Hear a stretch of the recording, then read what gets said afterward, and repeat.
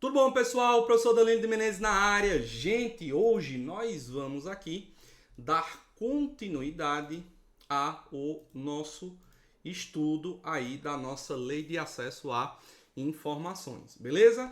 Então, pessoal, nós vamos começar aqui o nosso estudo, né, falando aqui ainda, né, dentro do capítulo 3 do procedimento de acesso à informação, seção 1 do pedido de acesso. E o artigo 12, pessoal, ele diz o seguinte, que os serviços de busca e fornecimento da informação é o quê? Gratuito. Então, cuidado com essa informação aqui, tá? Pode a administração pública cobrar pelo serviço de busca e fornecimento da informação? Não. Ela é o quê? Gratuita. Cuidado, porque lá na prova vai aparecer onerosa ou oneroso. É um serviço oneroso para o requerente. O que é isso, professor? Que cobra? Cobra dinheiro, né? Olha, eu vou cobrar aqui R$10 para você fazer esse serviço aí de busca e fornecimento. Quer? Aí você paga a taxinha aí e pronto. Não pode, tá certo? É de forma gratuita. Só que existe, pessoal, uma exceção a essa regra, que é o quê? Aqui, o que vem no teor do parágrafo 1º, a exceção. Veja, o órgão ou entidade poderá, e não é deverá, é poderá, certo? Cobrar exclusivamente o valor necessário ao ressarcimento dos custos dos serviços e dos materiais utilizados, quando o serviço de busca de informações exigir reprodução de documentos pelo qual o órgão ou a entidade foi consultada. Por exemplo, vai se imprimir as folhas, quer impresso. Ele pode cobrar ali o ressarcimento daqueles custos de serviços e os materiais, ali pela tinta, pelo papel utilizado, não sei o quê. Mas isso é uma opção, isso é uma faculdade. Geralmente não se cobra. Ali não tem deverá, ali diz que é poderá. Mas por que poderá? Ele diz, porque a informação ela não tem que ser fornecida de forma gratuita. Então, se o legislador colocasse ali deverá, estava errado, em consonância com o caput do artigo 12. Beleza? Parágrafo 2º, pessoal, diz o seguinte. Ele diz, estará isento. Professor, o que significa isento? Não é obrigado a fazer pagamento. Por quê? Porque ele é isento. Então, estamos diante aqui no parágrafo 2º de um caso de isenção. Isenção de quê, professor? Ressarcimento de custos, previsto no parágrafo 1º deste artigo, aquele cuja situação econômica não lhe permita fazê-lo sem prejuízo do seu sustento próprio ou da sua família, declaradas nos termos da Lei 7.115, né? 7.115 de 1983. Beleza? Então, eu não tenho condição, professor, financeira, né? Eu não tenho condição de fazer isso aí.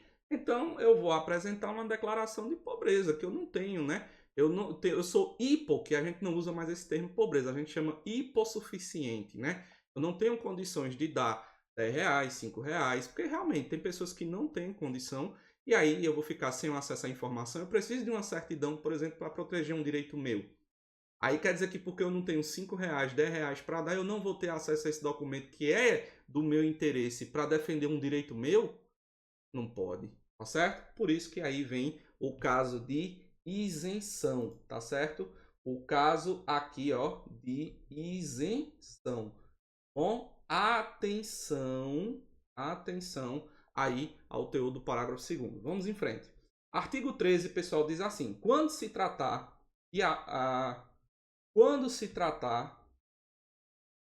de acesso à informação, veja, contida em documento cuja manipulação possa prejudicar sua integridade, o que é que a lei diz que deve ser feito, e isso é obrigatório? Deve ser oferecida consulta de cópia com certificação de que confere com o original. Professor, Me dê um exemplo. Cartório. Se você for num cartório, tem livros lá antiguíssimos. Livros de registro públicos. Né? Então, o que é que os cartórios fizeram? Digitalizaram, porque os livros são muito antigos, então eles digitalizaram, passaram do formato físico, do papel, para o formato digital, para o computador.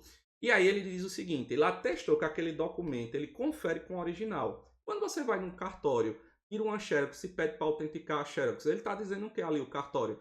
E a cópia é igual ao quê? O original. Não é isso? Pronto, ele vai fazer a mesma coisa nesse tipo de documento aí. Beleza? Parágrafo único diz o seguinte, que na impossibilidade, olha só, na impossibilidade de obtenção de cópias, o interessado poderá solicitar que, às suas expensas e sob supervisão do servidor público, a reprodução seja feita por outro meio que não ponha em risco a conservação do documento original. Ah, eu, Danilo, sou o interessado. Quem é o interessado? Eu. Né? Sempre aí vamos dar nome aos bois. Né? Ó, quem é o interessado? Sou eu. Eu, Danilo, eu sou o interessado. Eu não quero que seja assim. Eu quero ir lá e ter essa questão aí pessoalmente. Pode? Pode. Agora, eu tenho que bancar isso aí. Certo? É um documento frágil, é um documento sensível e eu tenho que ter acesso. Mas eu tenho que custear isso aí. Artigo 14, pessoal, diz o seguinte. Ele diz que é direito do requerente.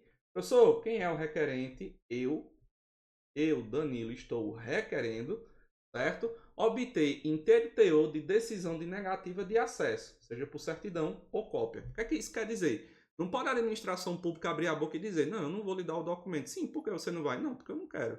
Então me dê um documento provando aí que você está se negando. Não, eu não vou. Veja, isso não pode acontecer. Por quê, professor? Porque a gente não tem direito. A lei não disse, a lei 12.527/11, ele disse, eu tenho o direito de interpor recurso para uma autoridade superior àquele servidor que me negou acesso à informação. Como é que eu vou recorrer se eu não tenho a negativa? Se eu não tenho um não aqui no papel escrito, dizendo ali os motivos que foi me negado o direito de acesso. Beleza? Por isso que o artigo 14 vem dizer que isso é um direito meu. É uma questão de congruência. Bom, superado isso, pessoal, a gente vem aqui para a seção 3 e vamos falar, olha aí, justamente de que? Dos recursos na seção 2 do capítulo 3. Bom, artigo 15, pessoal, ele diz o seguinte, ele diz que no caso de indeferimento, olha só, no caso de indeferimento de acesso de informação ou as razões da negativa do acesso, é direito do interessado, professor, quem é o interessado? Eu, Danilo, interpor recurso contra a decisão, certo? Mas qual é o prazo que eu tenho para interpor recurso? 10 dias, a contar de quando? Da data da sua ciência. Então, muita atenção aqui, porque se eu estiver diante de um indeferimento de informação, de acesso à informação, ou indeferimento ali das razões, certo, da negativa do acesso, como a gente analisou no artigo 14, eu posso interpor recurso. Eu, Danilo, interessado, eu posso interpor recurso contra essa decisão. Essa decisão, e o que, professor? Essa decisão, ou ela indeferiu o acesso a informações, ou ela simplesmente não apresentou, a administração pública, ela não apresentou a negativa de acesso. Beleza? Então, eu vou interpor recurso contra essas decisões aí. Tá certo? Não é só chegar e negar, não. E aí, qual é o prazo? Qual é o prazo, professor? Do recurso. O prazo do recurso são de 10 dias. Cuidado aqui com o prazo, certo? Façam aí uma marcação especial em torno do artigo 15. Cuidado aí com esse prazo. Quando ele diz assim, professor, no prazo de 10 dias a contar de sua ciência, como assim? Vamos dizer que eu recebi o documento lá dizendo que foi indeferido o meu acesso a determinada informação. Recebi hoje. Então eu tenho 10 dias para interpor o recurso. Entendeu? Por isso que ele diz ali, a contar da sua ciência. da ciência que deu a negativa a mim, interessado de não ter acesso à informação. Parágrafo único, pessoal, vem dizer o seguinte, prestem aí atenção. O recurso será dirigido à autoridade hierarquicamente superior a que exaurou a decisão impugnada. Professor, traduz aí que esse negócio está meio difícil de entender. Realmente, é uma linguagem um tanto quanto, né, loucona. Mas vamos lá. Veja, o que é que isso quer dizer? Eu, Danilo, cheguei na prefeitura e o servidor ali do balcão foi quem deu a negativa. Quando ele diz ali que eu tenho direito a interpor recurso, eu vou interpor recurso ao chefe dele, ao superior daquele funcionário que está ali no balcão me atendendo. Sei lá, o diretor, o coordenador, seja lá o que for, o secretário, o prefeito, por exemplo. Por quê? Porque tem que ser uma autoridade hierarquicamente superior a que exaurou. Pessoal, o que significa exaurou a decisão? Aquele que emitiu, aquele que apresentou, né? Justamente ao que? Decisão impugnada. Então eu tenho aqui Zezinho. Zezinho foi quem disse não para mim. Aí eu peguei e recorri. Então eu vim e recorri a quem? A Mariazinha, né? Fazer a saia de Mariazinha, tá aqui, ó. E o cabelo de Mariazinha. Aí eu vim e recorri para Mariazinha. Por quê? Porque Mariazinha é a autoridade hierarquicamente superior a Joãozinho, que foi que exarou ali aquela decisão, né, da negativa. Entenderam? Beleza. E aí, qual é o prazo? Muito cuidado com isso aqui, ó.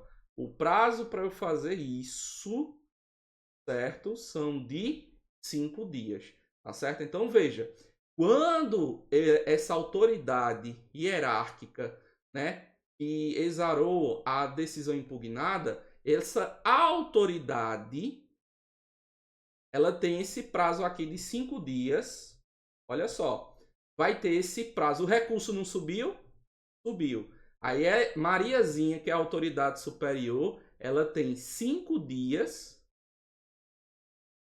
para decidir. Né? Para se manifestar. Beleza? Tranquilo? Professor, e ali de Joãozinho para Mariazinha, qual é o prazo?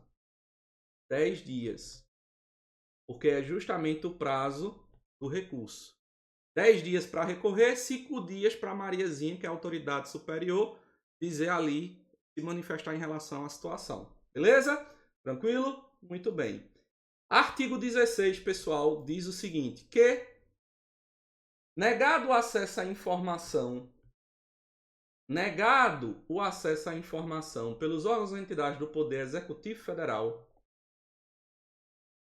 o requerente poderá recorrer à Controladoria Geral da União, que vai deliberar no prazo de 5 dias se, cuidado de novo, estamos diante de um prazo. Professor, o que é a CGU, Controladoria Geral da União?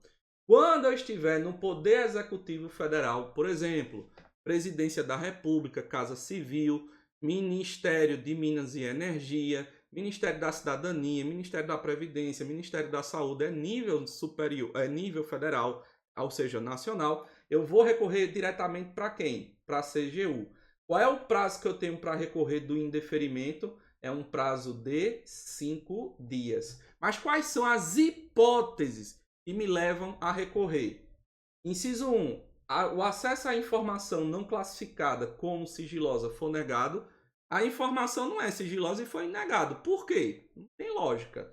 Inciso 2. A decisão de negativa do acesso à informação total ou parcialmente classificada como sigilosa não indicar a autoridade classificadora ou hierarquicamente superior a que possa ser dirigido o pedido ou acesso de desclassificação, né? Aqui é decoreba, aqui não tem outra coisa não, aqui é você ler esse rol aí, tá certo? Professor, o que é o rol? Isso aqui, ó, esses incisos aí, é o rol, tá certo? Inciso 3, os procedimentos de classificação de informação sigilosa estabelecida nesta lei não tiverem sido o quê?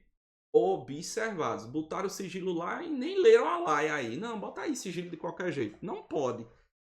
Inciso 4. Estiverem sendo descumpridos prazos ou outros procedimentos previstos aqui em lei. Previstos onde? Na lei. Desobedeceu a lei, meu amigo, lascou. Você vai ter que cumprir. Tá certo? Inclusive, você pode ser responsabilizado, né? A gente já analisou essa questão. Vamos analisar também mais para frente. Bom, parágrafo 1º, pessoal, ele diz o seguinte, que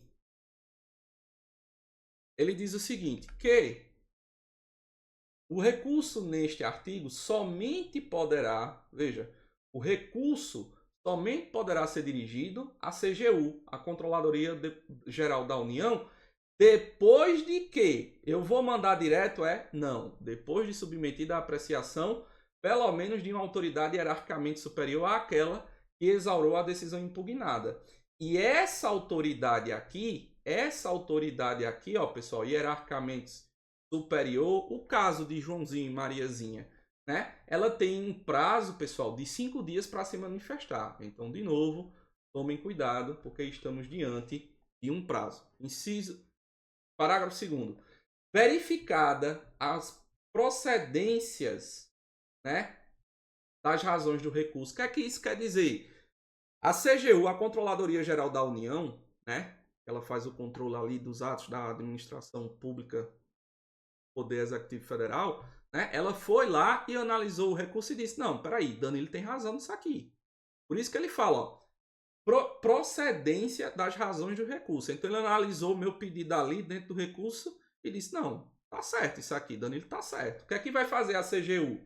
A CGU vem e vai determinar o órgão ou entidade que adota as necessárias, né, providências para cumprimento aqui do que a lei determina. Acabou. Agora, se a CGU olha para o meu recurso e nega o acesso à informação, né, poderá ser interposto recurso à comissão mista de reavaliação de informações.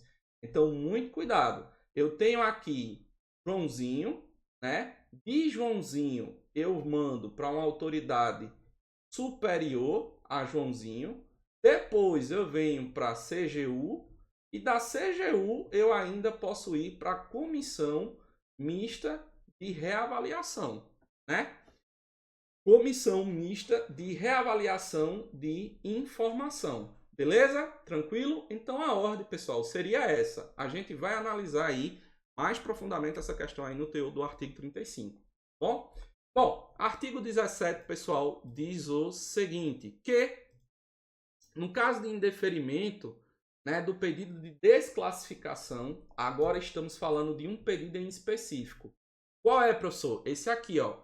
Pedido de desclassificação, né? O indeferimento de pedido de desclassificação de informação protocolado em órgão da administração pública federal, poderá o requerente recorrer, olha só, o requerente, quem é o requerente, pessoal? Eu, Danilo, sou o requerente, posso recorrer ao ministro de Estado da área. Então, por exemplo, o ministro de Estado de quê? Da Casa Civil, né? Então, eu vou recorrer para ele, ministro de Minas e Energia, ministro da Saúde, ministra da, sei lá, da Previdência e por aí vai, né? Sem prejuízo de quê, pessoal?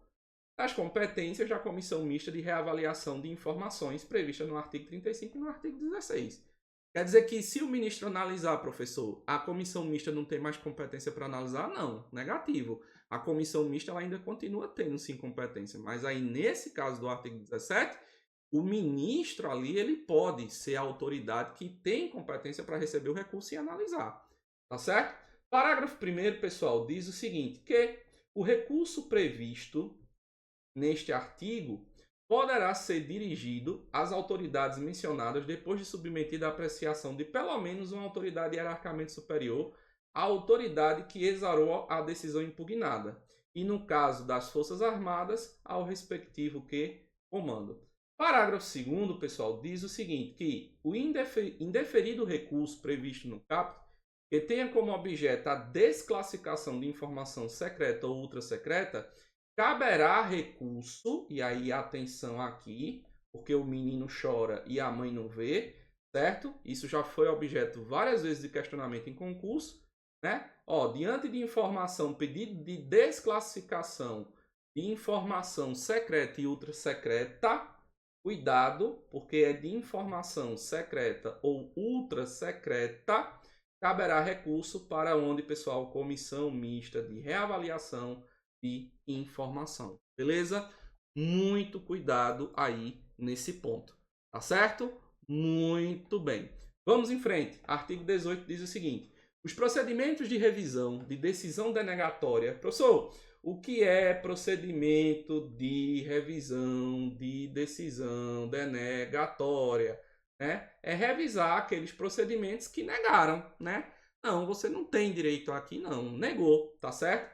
Proferidas no recurso, certo? Só que isso foi proferido em sede de recurso, né?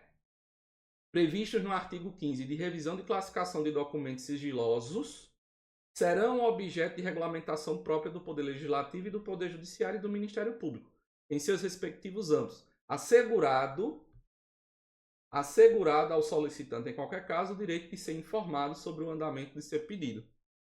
E aqui, o artigo 18 está falando desse procedimento, né, que vão ser regulados por regulamentação própria, lei própria. Como é que vai ser lá, professor? Lá no Poder Legislativo. Sei lá, no Senado e na Câmara de Deputados Federais. Né? Como é que vai ser lá, professor? Lá no Poder Judiciário. Professor, como é que vai ser lá esse procedimento lá no Ministério Público, que não faz parte do Poder Judiciário? Cuidado aí. Então aí o artigo 18 vem dizendo como é que vai ser. Cada um vai dizer lá a sua regra. Agora vai ter que informar o requerente ali justamente como vai ser esse procedimento aí, tá certo? Parágrafo 2º, para a gente finalizar, os órgãos do Poder Judiciário e do Ministério Público informarão ao CNJ. Quem é o CNJ, professor? É o Conselho Nacional de Justiça, e ao CNMP. O que é o CNMP, professor? É o Conselho Nacional do Ministério Público, respectivamente, né? Eles vão ter que informar, né, respectivamente, as decisões que, em grau de recurso, negarem acesso à informação de interesse público. Então, aí são justamente os conselhos, tanto do Ministério Público quanto do Judiciário, do Poder Judiciário, que vão justamente falar aí, em grau de recurso, aí da negação de acesso de informação a interesse público. Beleza? Tranquilo? Muito bem. Então, pessoal, nós vamos ficando por aqui. Desejo a vocês tudo de bom. Firme nos estudos sempre e até mais.